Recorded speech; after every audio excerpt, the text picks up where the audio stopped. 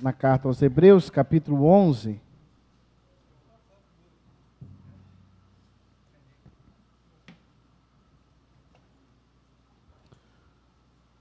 Carta aos Hebreus, capítulo 11. Os versos 29 a 31.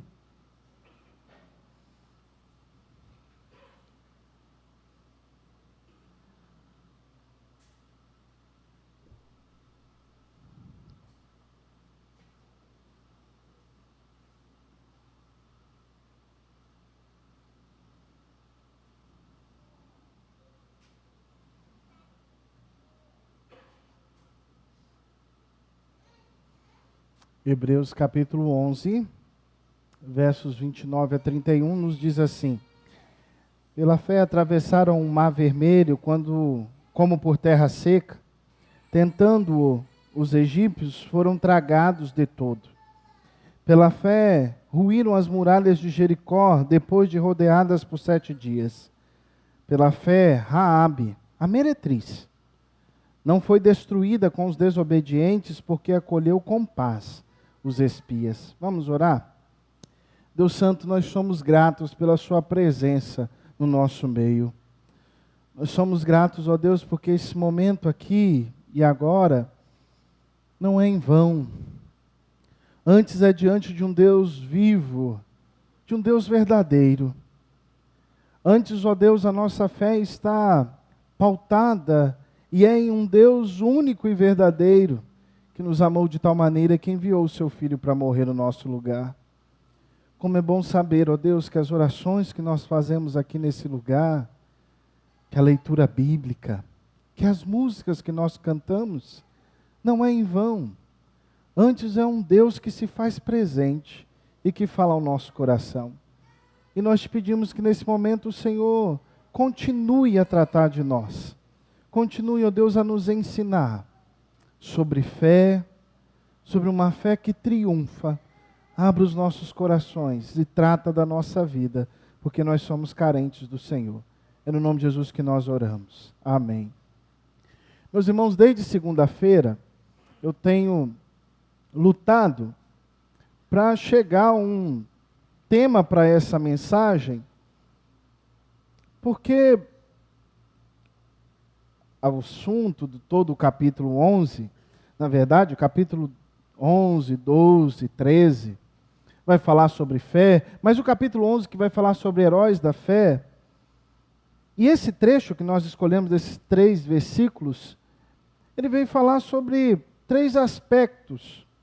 2 deles é sobre o povo de Israel, e um que tem a ver com o povo de Israel é sobre uma mulher de outra nação, e uma mulher que tinha uma vida que nós reconhecemos como pecadora, e o autor dos Hebreus, ele vai lembrar e vai dizer a meretriz, era prostituta.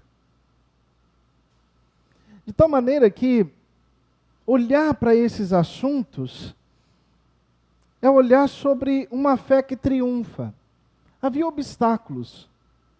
Nesses 3 versos nós vemos um obstáculo.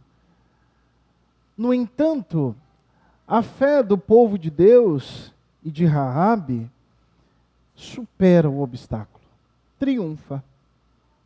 E é nesse sentido que eu acho que seria o melhor tema, se nós temos que dar sobre o que aspecto da fé é tratado nesses 3 versos. Esses 3 versos, falam sobre uma fé que triunfa.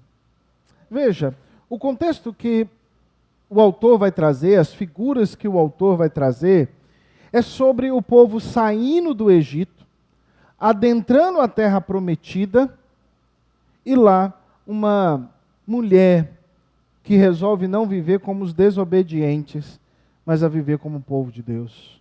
E assim nós vemos uma fé que triunfa, primeiro sobre a ameaça.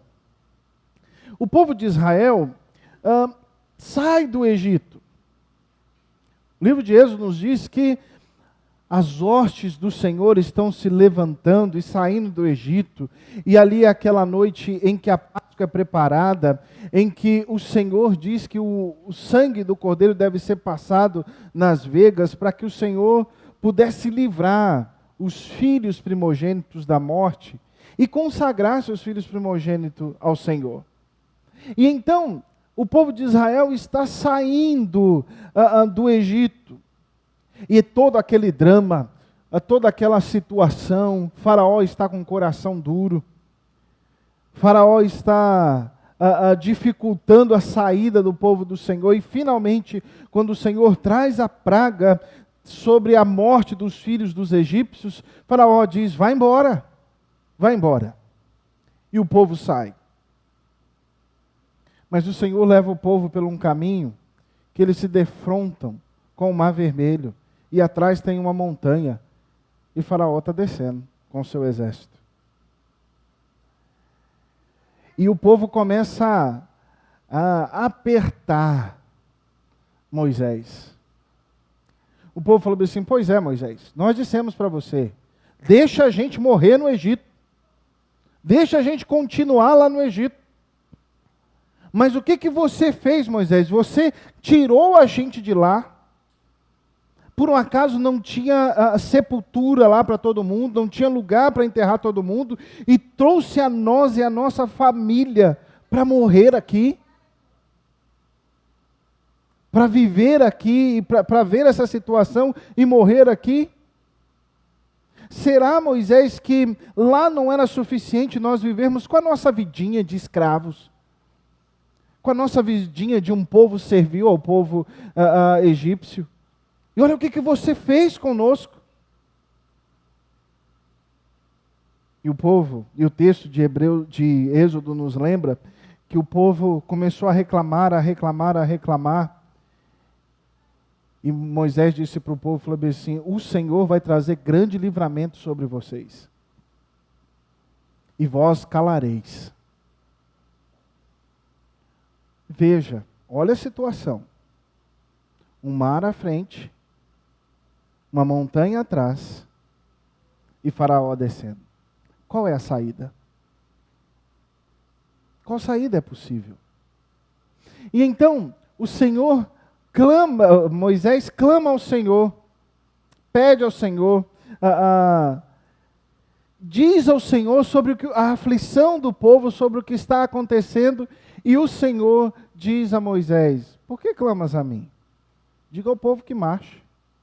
Para onde? Para onde? Diga ao povo que continue. Para onde? Não tem saída. E naquela altura, não era uma possibilidade enfrentar o exército egípcio. Não era uma possibilidade. Simplesmente estavam encurralados e não tinha jeito. E aí nós começamos a história. O Senhor disse para Moisés: diga aos filhos de Israel que marchem, e tu levanta a vara e estende a mão e levanta a vara, e o mar se abrirá. Impossível. Impossível. De tudo o que poderia acontecer, como Deus poderia fazer aquele caminho, aquela saída? Improvável. E é assim que é o Senhor, né? O Senhor faz o improvável, o impossível. Aquilo que para os nossos olhos, aquilo que para a nossa capacidade de entender é difícil e impossível transpor, o Senhor realiza.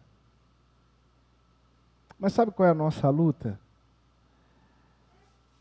Nosso grande problema é que nós queremos conhecer previamente os planos do Senhor, não é verdade? Nós queremos conhecer tudo. É mais ou menos quando você fecha um acordo com alguém, para alguém te prestar serviço, e você pergunta sobre todas as etapas.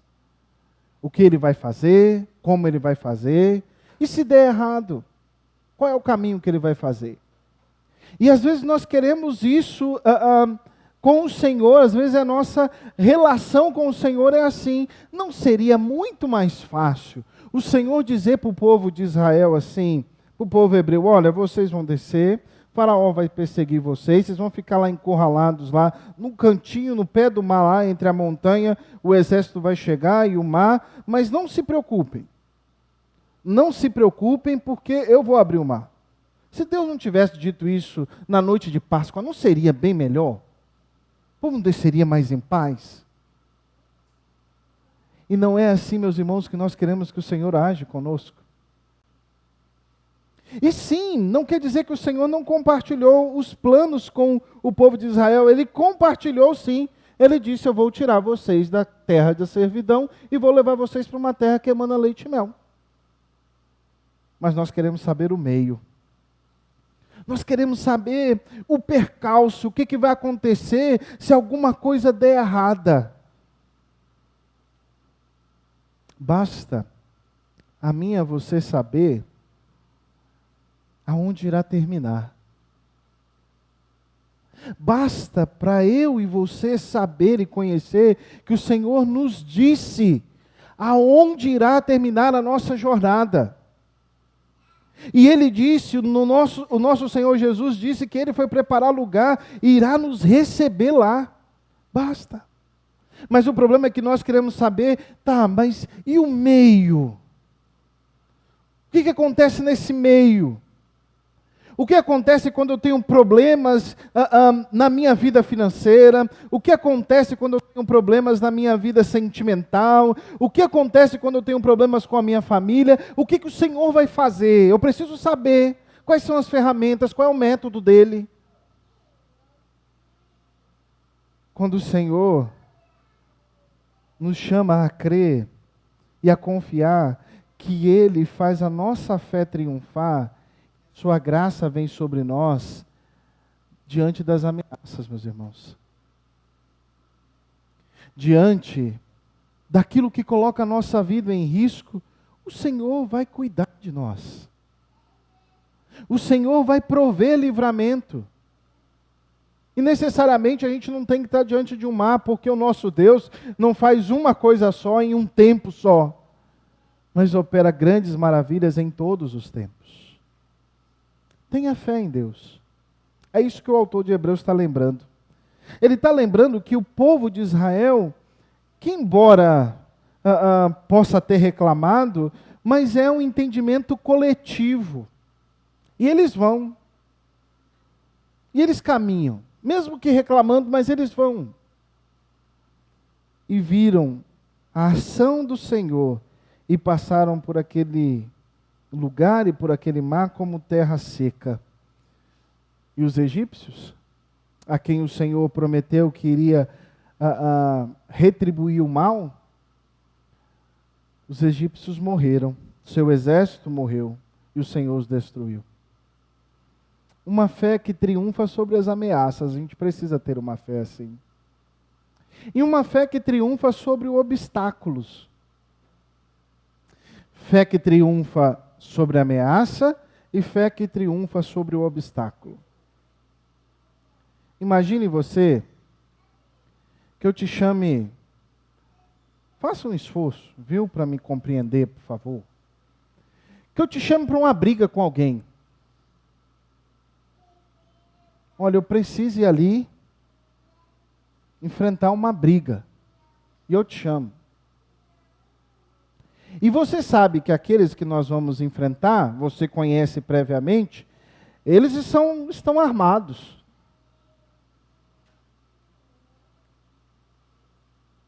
E eu falo, vamos lá, na cara dura, na mão. Primeiro que eu duvido que você iria comigo com a briga. Eu duvido. Você ia falar assim, pastor, deixe para lá. Esquece isso. Mas digamos que você me pergunta, ok, eles estão lá armados, e a gente vai fazer o quê? Nós vamos gritar lá. Nós vamos gritar. Como assim vamos gritar? Só se for gritar, correr. Como assim gritar? E é exatamente essa estratégia que o Senhor propõe ao povo de Israel para conquistar Jericó. é uma cidade fortificada, é uma cidade que tem os muros altos e espessos, ao ponto de dizer, e há relatos que pessoas moravam na muralha. É uma cidade fortemente cercada, e o Senhor diz: eu vou dar a cidade para vocês. E tem um rito. Vocês vão cercar, vão rodear a cidade por 7 dias. No 7º dia, 7 vezes. E vocês vão gritar. Agora imagine você, Josué, explicando isso para o povo. Mas tem algo interessante aqui, antes da gente progredir e perceber. Há um intervalo entre a saída dos egípcios e a conquista de Jericó. Eu não sei se você já leu esse texto com essa percepção. Há um intervalo de 40 anos. O autor dos Hebreus seleciona um evento que tem um intervalo de 40 anos. E por que ele faz isso? Qual é a razão? Lembra do texto que nós lemos em Hebreus capítulo 3?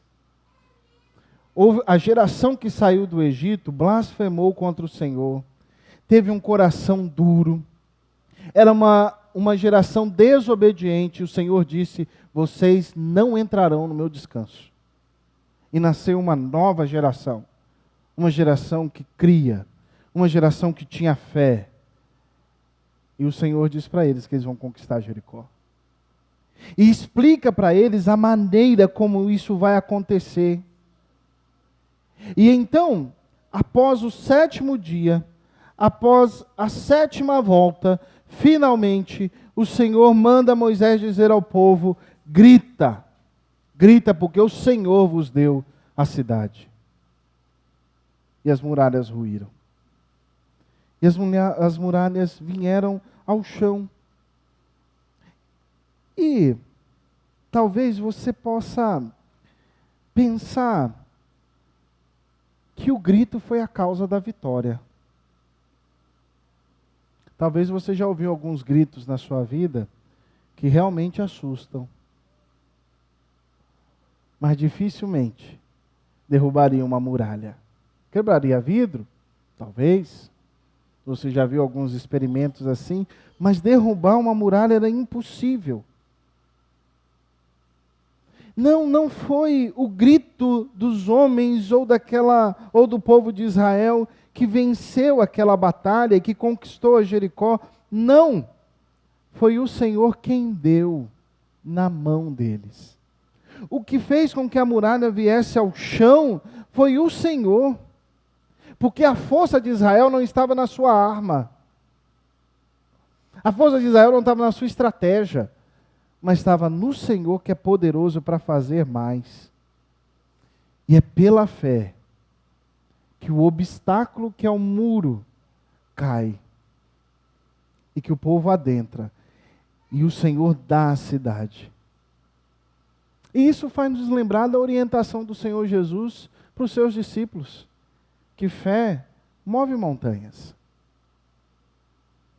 Que fé, sim, pode trazer o impossível à existência. Sim, que fé pode fazer aquilo que nós não podemos fazer, a fé pode realizar. Mas sabe qual é o nosso maior desafio? É confiar.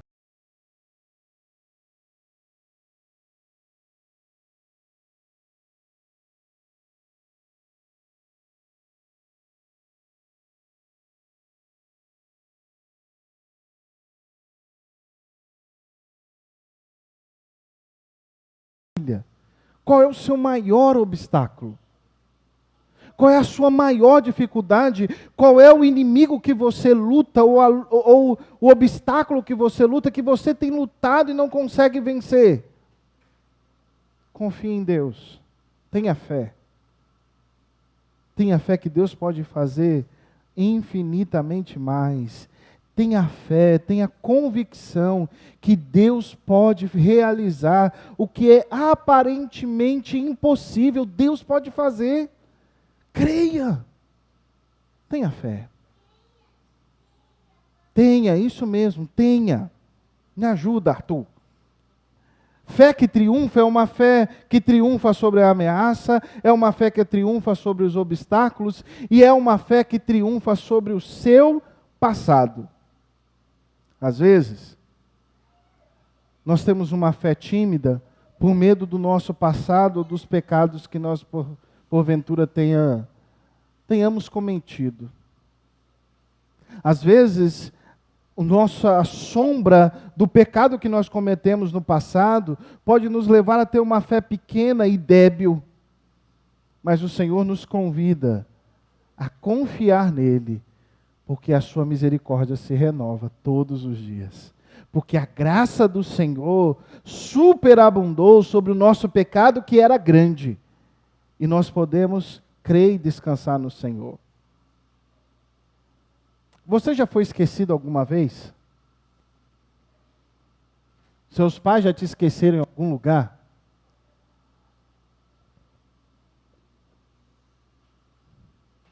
Eu já vi pais esquecerem os filhos na igreja, depois chegarem em casa, meu Deus, cadê o menino? E era uma época que não tinha telefone, fácil assim, então tinha que ficar o pessoal lá esperando, os pais se tocarem, que o filho ficou para trás. Você já foi esquecido? Por alguma coisa? Por uma reunião que você marcou com alguém, alguém esqueceu que você iria? Por um compromisso que você marcou e você foi esquecido? Deixa eu te dizer uma coisa. Deus jamais perdeu um filho dele. Jamais se esqueceu de um filho dele. E Raabe é a prova. Deus vai buscar Raabe em Jericó. Meus irmãos, a história do muro de Jericó é uma das histórias que mais me chamam a atenção e que eu mais gosto. Tem coisas ali bem interessantes. E uma das minhas lutas ao estudar esse sermão é não pregar sobre Josué capítulo 6.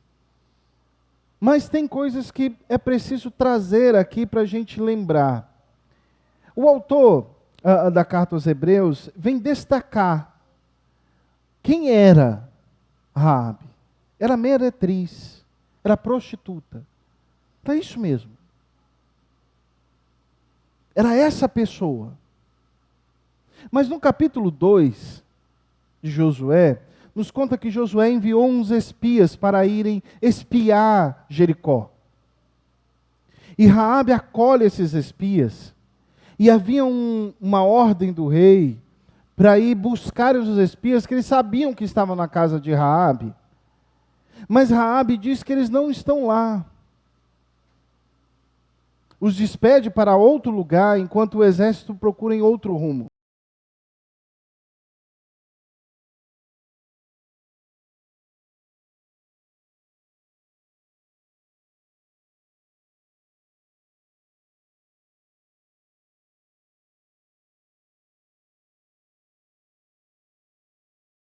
Alguém que obedece. Porque ela acolheu os espias, e aí o autor vem dizer isso, né? Porque acolheu os espias com paz, ou seja, não colocando a vida deles em risco. Não colocando a vida deles em risco de ser destruída. E talvez venha a pergunta, por que Raabe age assim? Por que Raabe se comporta assim? Naquele tempo, já corria pela terra de Canaã o que o povo hebreu estava fazendo. Já corria notícia de que o Senhor disse, um Deus disse, ao povo hebreu que iria dar a terra de Canaã.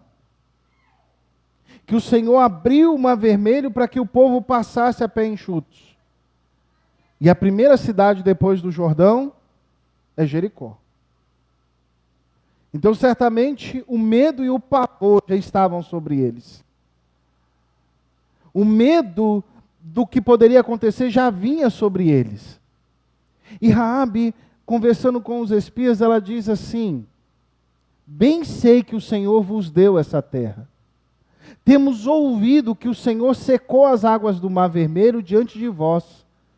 O Senhor, vosso Deus, é Deus acima nos céus e embaixo na terra.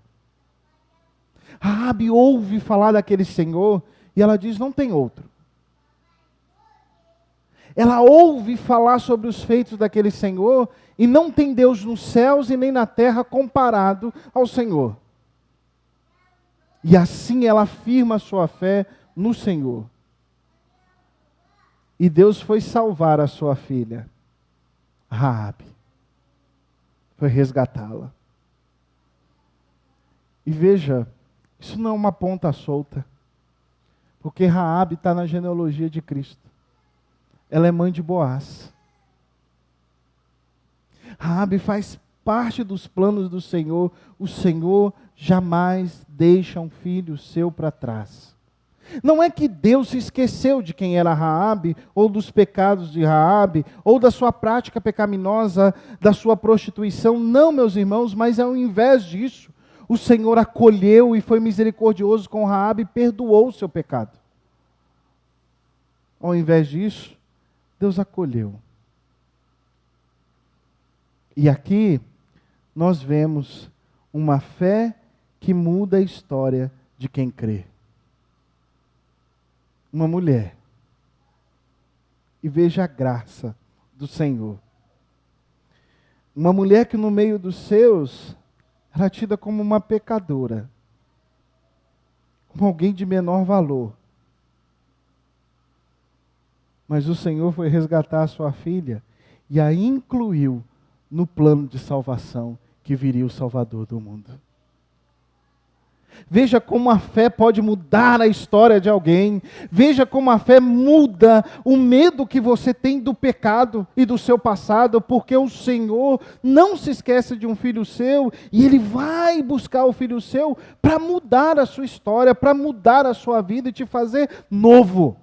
Nova criatura. Raabe experimenta e vê um Deus que faz coisas impossíveis, mas sobretudo, um Deus que dá graça. Fé triunfante.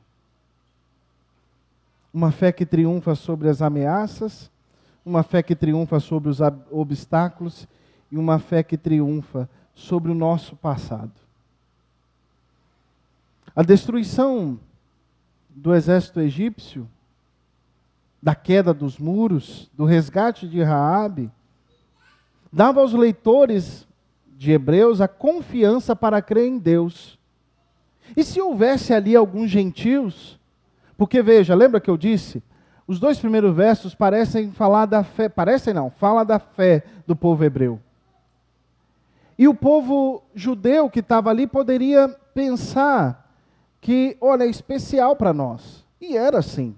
E o povo gentil poderia pensar, nós somos menos valiosos. Mas quando o autor inclui Raabe, ele lembra, essa graça também é para vocês. E é por isso que ele destaca a meretriz.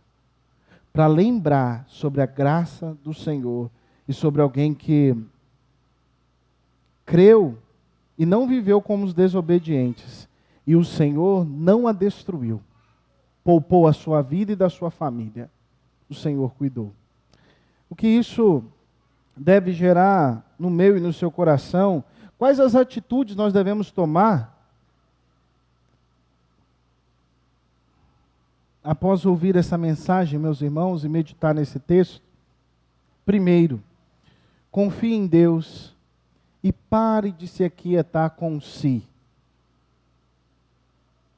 Se Deus me dissesse, se não tivesse essa dificuldade na minha vida, se o meu marido me entendesse, se a minha esposa parasse de reclamar, se os meus filhos fossem mais obedientes, se o mundo não fosse mais perigoso, confie em Deus. E você deve confiar no Senhor, lembrando das promessas do Senhor para a sua família e para a sua igreja. Lembrando que o Senhor cumpre as suas promessas. O Senhor disse a Israel previamente o que o exército iria fazer e que ele iria livrar o povo hebreu das mãos do exército egípcio. Eles deveriam crer. E talvez o que você quer é ouvir previamente, mas Deus quer fazer algo melhor e maior para mim e para você. Deus quer te mostrar o livramento que Ele pode te dar. Creia, confia, tenha fé. E como povo do Senhor, e aqui os 2 versos nos lembram disso, meus irmãos, o Senhor da igreja é Deus, creia nele. Nós, como igreja, precisamos ter fé. Quem cuida da igreja, sustenta a igreja, é o Senhor. Tenha fé em Deus. E lembre das suas promessas. Em segundo lugar, fé tem a ver com vida. E não só com esse momento aqui agora, não só com o momento de culto, crer que Deus existe. Sim, é isso, e também com vida. Podemos pedir a Deus por causas impossíveis, sim. Por causas de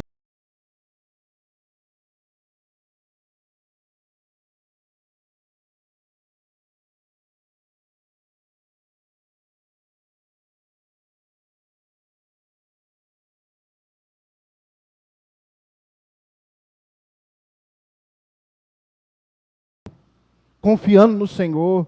Mas pastor, se for diferente do meu pedido, nós vamos continuar confiando na mão do Senhor, porque nós cremos que Ele sabe o melhor. E que Ele conduz a nossa vida. E que Ele está conduzindo a nossa vida para a mansão celestial. E nós vamos confiar no Senhor. Nós podemos e devemos sim clamar ao Senhor por aquilo que é mais difícil. O desafio é maior do que você? Grande e difícil? Creia em Deus. Creia em Deus para lidar com as suas lutas e as suas dificuldades. Aqueles que são mais novos ou mais jovens, lembrem de crer no Senhor e confiar que Deus se importa com você. Lidar com aquele colega ou com aquela colega no trabalho, na escola, seja lá o que for que te diminui. Lembra que Deus te fez alguém importante, porque você é filho dele, creia. Confie nisso. Em terceiro lugar, se você crê que Deus é único e verdadeiro, e no seu Filho como Salvador, saiba, veja, se você crê que Deus é único e verdadeiro, e o seu Filho é o seu Salvador, saiba que não há a menor possibilidade nesse mundo de Deus se esquecer de você. Das suas lágrimas, das suas dores, das suas tribulações. É impossível Deus te deixar no meio das suas lutas. Tenha fé. Tenha fé, porque quando você tiver essa fé, a sua vida vai ser diferente. Você será uma pessoa diferente. Você irá desfrutar uma paz que excede todo entendimento. E você vai aprender o que é viver como vencedor. Porque você vai entender que em Jesus você é mais que vencedor. Tenha fé. Tenha fé. Mas se não vencer, e se o milagre que eu peço não acontecer, continue crendo. Pois Deus vai redundar o dia mau da sua vida, o dia vergonhoso da sua vida, para o seu bem. Creia em Deus. Creia que Ele é galardoador de todo aquele que busca. E por último, se porventura você não crê, se porventura você ainda não entendeu e não crê quem é esse Deus poderoso que pode realizar, mas você não quer ser destruído, como o povo de Jericó, mas experimentar a graça e o favor de Deus como Raabe, creia em Jesus como seu único Salvador. E hoje mesmo, o Senhor entrará no seu coração e você vai cear com Ele. Que Deus nos abençoe.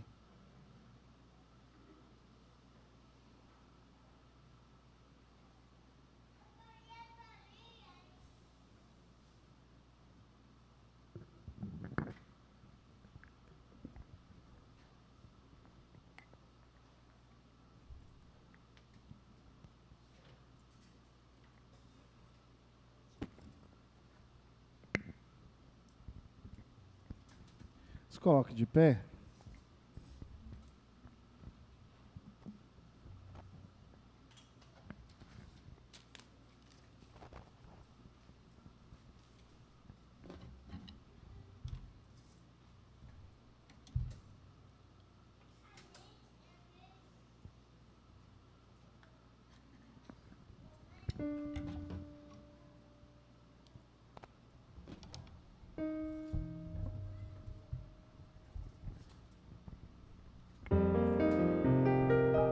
Eu confio em Ti, eu descanso em Ti, Tuas promessas se cumprirão.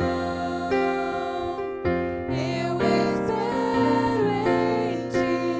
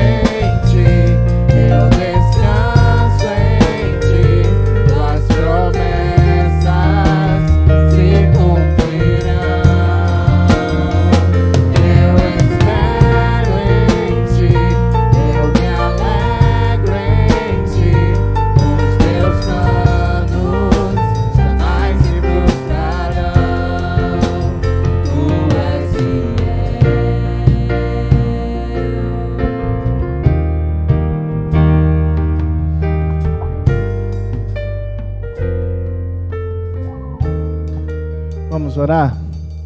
Deus Santo, Tu és bom e a Sua fidelidade, ó Deus, é presente aqui e agora sobre a nossa vida. A Sua misericórdia, ó Deus, é constante e incessante sobre nós.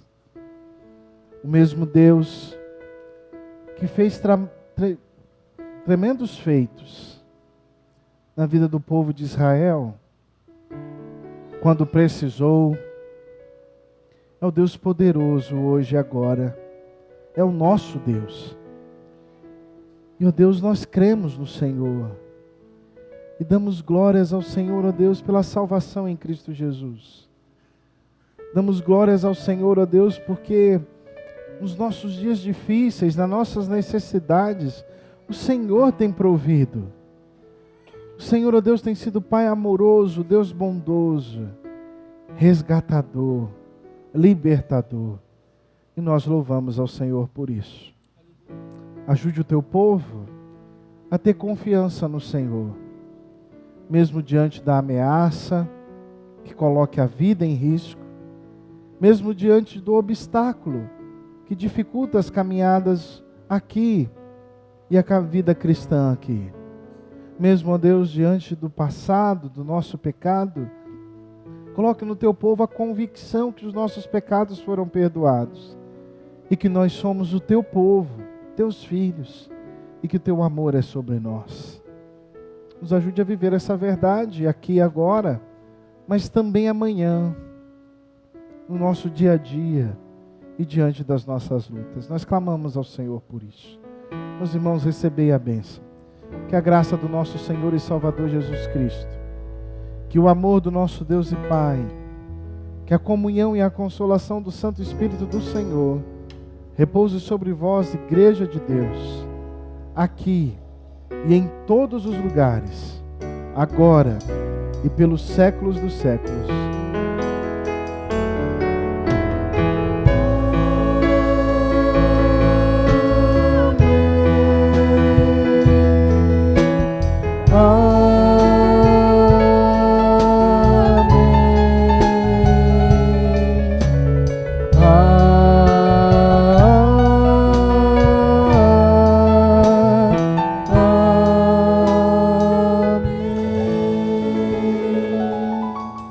Podemos assentar?